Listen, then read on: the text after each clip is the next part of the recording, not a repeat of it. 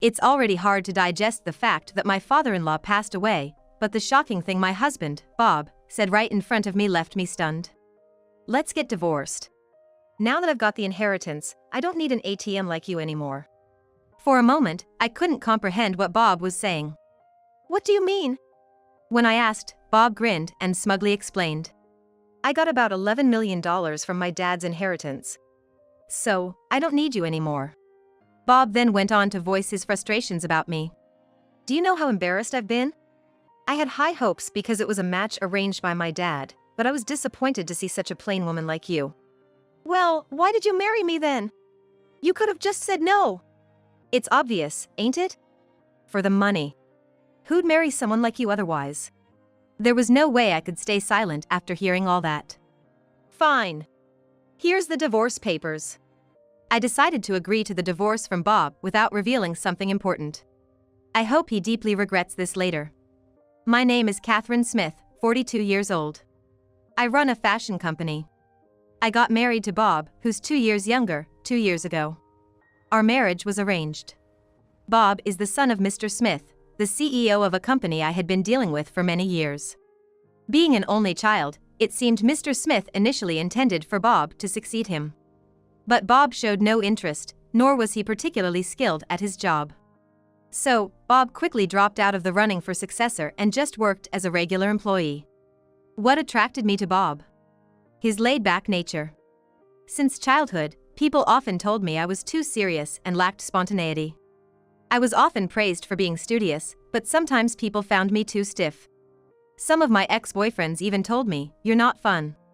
It's like I'm dating a boss." It was heartbreaking, but I always felt maybe I was too serious. Being labeled as inflexible was a common occurrence.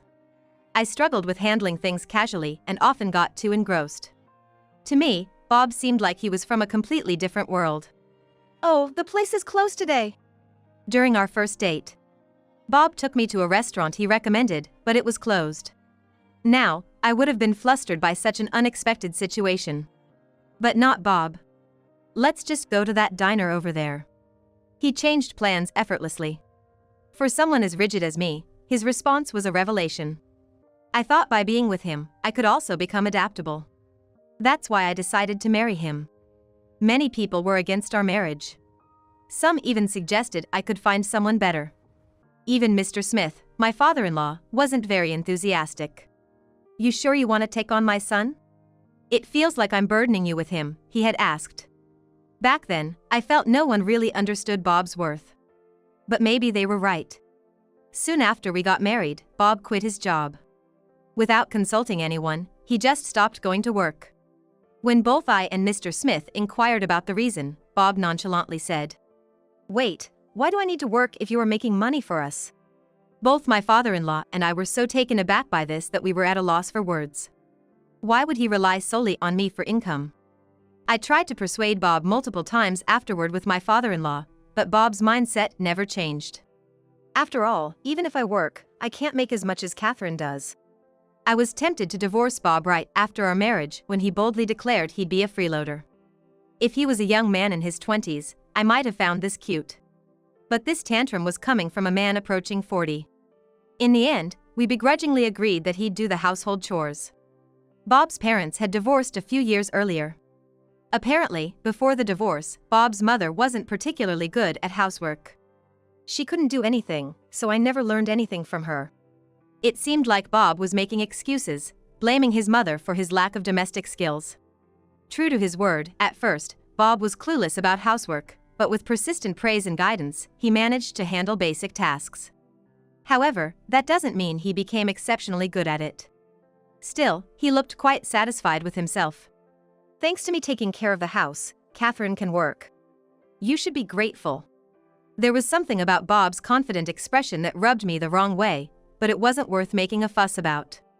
Yes, Bob, I'm really grateful for your help, I said, forcing a smile. There were times I got irritated, but I think we managed to get along quite well. About a year into our marriage, a significant event occurred. My father-in-law adopted a child. A 9-year-old boy named Jack. Jack seemed like any ordinary boy. My father-in-law is the type of person who doesn't make senseless decisions. So, why did he suddenly adopt Jack? One day, when we were alone, I asked him. He replied, "Promise you won't tell anyone," and then explained. It turns out, Jack was the child of an employee whom my father-in-law had been fond of. Having had a close relationship with the family, my father-in-law cared for Jack like a grandson. Tragically, a while back, Jack's parents died in an accident. Jack's parents had eloped, and he had no close relatives to rely on. Otherwise, he would have ended up in a foster home. While my father-in-law wasn't sure if Jack would be happy with us, he decided to adopt him, hoping it'd be for the best. I see. That's very kind of you. Although Bob and I didn't have children, we had quite a bit of freedom. Please rely on me if you need anything. Upon hearing this, my father-in-law smiled warmly. After that, thankfully, my father-in-law relied on me from time to time, just as I had asked. On nights when he absolutely couldn't make it back from work or when he had pressing commitments, I took care of Jack. At first, Jack was a bit apprehensive, but he warmed up quickly. He's either very friendly or trying hard to fit in. Thinking about it made me feel somewhat emotional. Bob, on the other hand, wasn't thrilled about the situation. It seemed he wasn't exactly welcoming toward Jack. I could understand his mixed feelings, knowing his father took in a stranger. But when I tried talking to Bob, it turned out he had a completely different concern. Adopting him? What's he thinking? This is gonna cut into my inheritance. I was hoping to get everything. I couldn't believe my ears. Bob wasn't feeling conflicted about Jack. He was worried about the inheritance. I'm gonna talk to Dad about this. I'm not cool with it. One day, Bob said this and went to confront his father. When he returned after a while, to my surprise, he was in a strangely good mood. I cautiously asked a smiling Bob, "How did it go?" He replied, "Oh, it's all good. My share isn't changing." Huh? What do you mean? I always thought that even an adopted child like Jack had the same inheritance rights as a biological child. What's going on here? Noticing my confusion, Bob smugly explained. Dad's making Jack give up his inheritance rights. Makes sense. I'm his only son after all. Could the father-in-law, who spoke of Jack with such affection, really plan on leaving him nothing after his passing? Something didn't sit right with me. I wasn't convinced, but Bob said with relief, "I'm glad." Well, if my father-in-law says so, there must be a reason behind it. Either way, he is still in his 60s. We probably won't be dealing with any inheritance for a while. In fact, it seems more likely that I'd divorce Bob before my father-in-law passes away. I was nonchalantly pondering such thoughts. However, that moment came much sooner than expected. A year later, my father-in-law was involved in an accident and never came back. I never thought I'd say goodbye to him so soon. I've known my father-in-law longer than I've known Bob. He was a respectable man, both in his professional and private life. After hearing the news, I was overcome with a sense of loss, and tears wouldn't stop flowing. My eyes heavy from crying and my head throbbing, I forced myself to prepare for the funeral. Bob was the main mourner, but he didn't seem to be grieving, he just seemed distant. His father had passed away so suddenly. Perhaps Bob was in such shock that it didn't feel real. I had to step up and make preparations to bid farewell to my father-in-law on behalf of Bob. I felt like crying, but somehow held back. During the funeral, as hard as it was for me, seeing Jack cry was the most heartbreaking. Throughout it all, Bob didn't shed a single tear. That's when I began to find his behavior peculiar. Rather than grieving, Bob seems restless, or even giddy. Sometime after the commotion, the reason became clear. Bob, isn't something off with you? Aren't you sad about your dad's passing? I intended my comment to reflect concern about his lack of tears, but his response caught me off guard. Of course I'm sad. But, I'm also kinda thrilled. Oops, guess my joy showed, huh? Come on, Catherine, Dad was the CEO, right? He's bound to have some money. How much do you think he left behind? Geez, how awful could this be? I had thought Bob was just zoning out, but from before the funeral up to now, he hadn't been mourning his father at all, but grinning thinking about the inheritance. What on earth are you thinking? Well, think about it. We're divorced, and my mom doesn't have any of it. I'm his only blood child. Jack, being adopted, won't inherit anything. So, all the inheritance is mine. You think I can't be thrilled about that? Bob had a face that looked like he was about to burst into laughter any moment. Seeing that face made me feel like I was gonna slap him. That's how much Bob's face had relaxed. He was truly delighted from the bottom of his heart that my stepfather had passed away. I can't believe it. Say whatever you want. I just wanted to leave right then. But, before that, there was something I had to tell Bob. About Jack. Now that my stepfather's gone, I've temporarily asked Bob to keep Jack at our place. But, if things continue like this, Jack will have to go to a foster home. In that case, I want to raise Jack with my own hands. That's what I was thinking. About Jack. Yeah, you gonna take him in? Sounds good to me. I was surprised by how easily Bob agreed, and he continued with a smile. After all, what you do, Catherine, has absolutely nothing to do with me anymore. Then he held up a single piece of paper to me. It was a green paper, a divorce paper. What's this? Confused, I asked, and Bob crisply replied. Let's get a divorce. Now that I've got the inheritance, I don't need my personal ATM anymore. For a moment, I didn't understand what Bob was saying. Did he just call me an ATM? And even said I'm no longer needed? What do you mean? When I asked, Bob smirked and proudly told me. I got around $11 million from my dad's inheritance. So, I don't need you anymore. Bob continued. With this much, I don't have to work anymore. I don't need to please you. I don't have to bother with tedious chores. Oh, how wonderful. With exaggerated gestures, Bob openly expressed his joy. I was deeply shocked seeing this side of Bob. The inheritance was money that came in after my stepfather's death. Yet, he's rejoicing as if he won the lottery. As I've been feeling, Bob doesn't seem to mourn or remember my stepfather. He's genuinely happy. But money is a scary thing. It's not uncommon for people to change dramatically after getting a huge sum. Perhaps, with such a large amount in front of him, Bob's just getting a bit carried away. Calm down, Bob. Let's talk first. I put my hand on Bob's shoulder. But Bob quickly shrugged it off and shouted at me with fury. Shut up, you boring woman. I married you because you were introduced by my father and you were a CEO. But I always felt suffocated with you. It's hard for me. Bob listed his grievances against me. I was so disappointed when I expected someone better from the arranged date my dad set up, but then got someone plain like you. If that's the case, he could have just refused the match. I never forced him or passionately persuaded him to marry me. Being portrayed as the victim didn't sit right with me. So why did you marry me then? If you had declined, that would have been fine. It's obvious.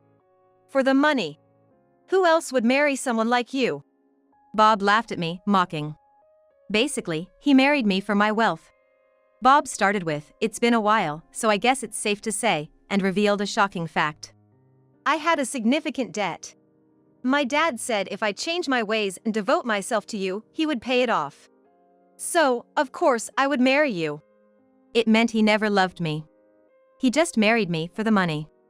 Well, it wasn't fun, but thanks to you, I was saved. Thanks a lot. Seeing Bob laughing crudely, I made up my mind.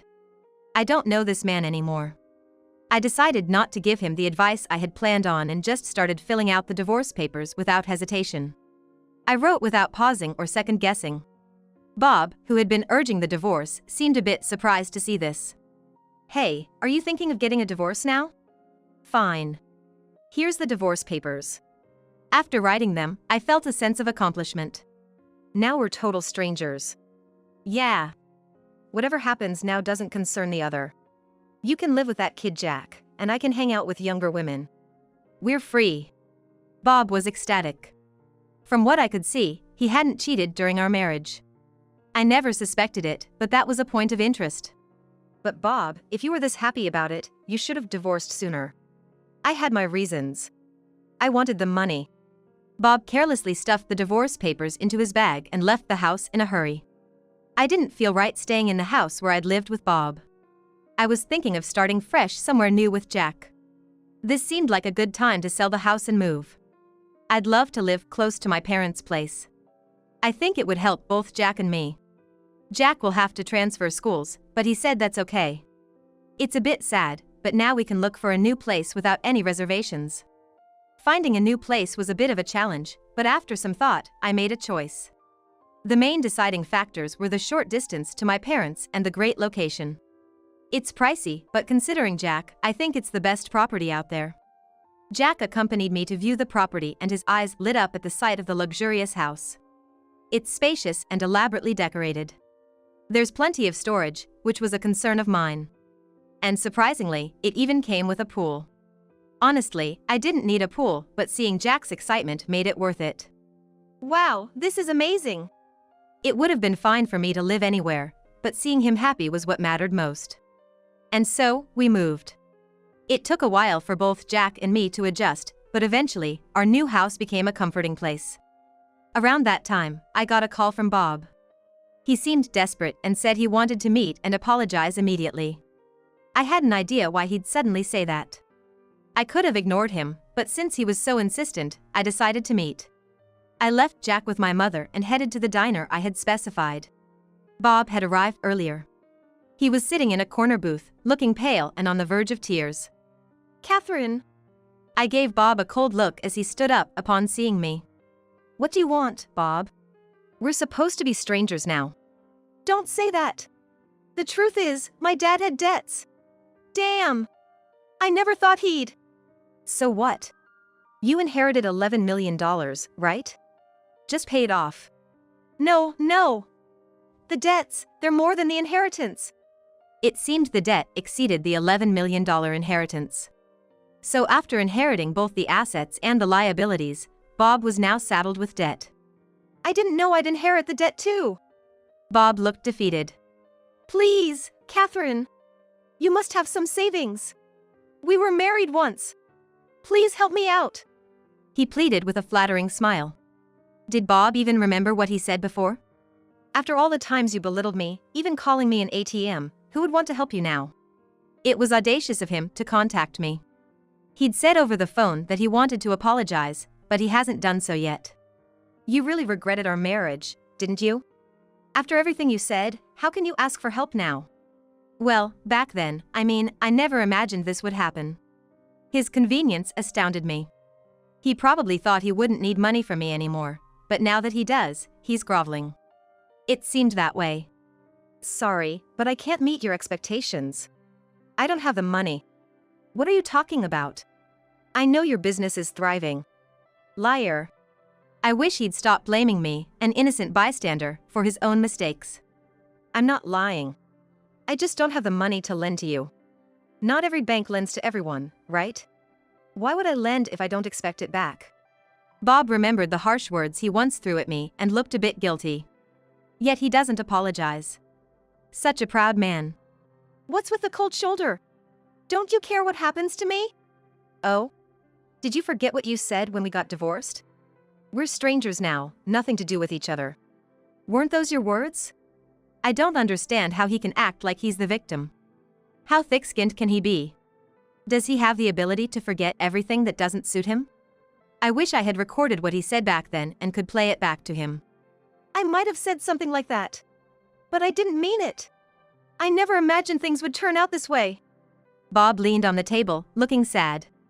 I thought about the life insurance, but my dad's lawyer said I'm not the beneficiary.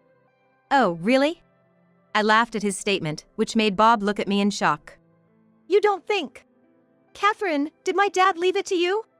No, it's not me. Then why'd you laugh? Just felt a bit sorry for you, that's all. If it was insurance, I wouldn't have inherited the debts. Exactly, that's why my father-in-law had Jack renounce the inheritance. He had left something for Jack in the form of life insurance. The beneficiary of my father-in-law's life insurance was Jack. Is that all you wanted to talk about? If so, I'm leaving. There's nothing I can do for you. Wait. Can't we start over? I was just upset about my dad back then, but I truly care about you, Catherine. You mean you only see me as a dollar sign, right? I know. Bob was denying and saying all sorts of things, but I'm not getting fooled again. After all, I don't have a single dime to give to someone like him. Well, someone important is waiting for me at home. With that, I left the diner. I could hear Bob crying out in a pitiful manner, but to me, it was just noise.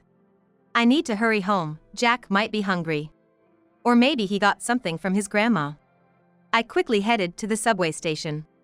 As for Bob, I heard he's working multiple part-time jobs to pay off his debts. With no work experience, qualifications, or motivation, he couldn't get a full-time job anywhere. I once saw him working at a convenience store while I was on my way to a client. He looked much older and thinner. Quite shocking. Bob, who had been living off others, was now facing the consequences. There's no sympathy for him. On the other hand, I'm living peacefully with Jack. We even argue sometimes now. It's saddening when Jack ignores me after a fight, but I try to see it as a sign that he's opening up to me. I plan to support him until he can stand on his own 2 feet. That's probably what my father-in-law wished for, and it's my goal in life now.